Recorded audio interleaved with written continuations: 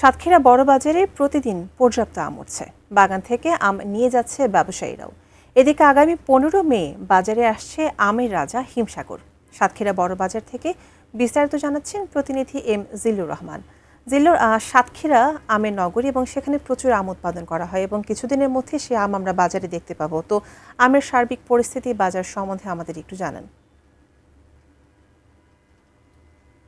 রমিতা, ধন্যবাদ আপনাকে।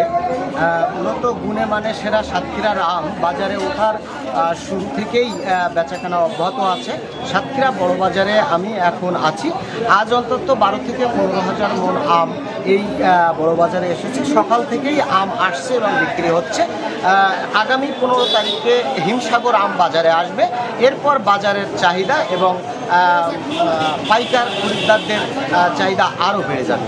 তবে দাম মোটামুটি সন্তোষজনক। চাষিরা দাম ভালো পাচ্ছেন এমনটি জানিয়েছেন এই বাজারের ব্যবসায়ীরা।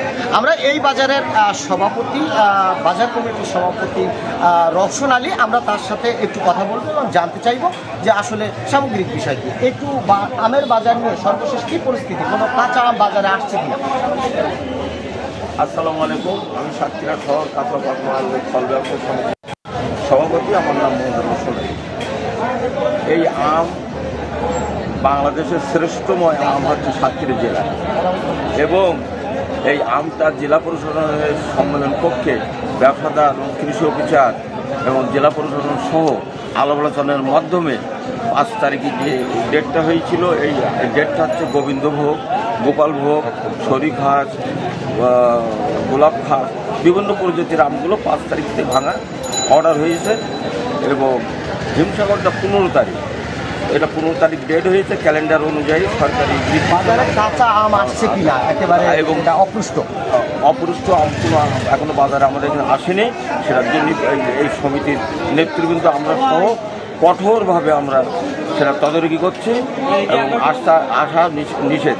কিন্তু এর মধ্যে একটু সমস্যা ঘটে যাচ্ছে। বাগানে অসাধু কিছু ব্যবসাদার আছে বিভিন্ন সাইড থেকে এসে গোপনে এই বাগান থেকে যে কোনো ভাঙার নির্দেশনা নাই প্রশাসনে, যেটা হিমসাগর গোপনে গোপনে বাগান। ধন্যবাদ আপনাকে। জি, আসলে সামগ্রিক বিষয়ে জানাচ্ছিলেন বাজার কমিটির সভাপতি।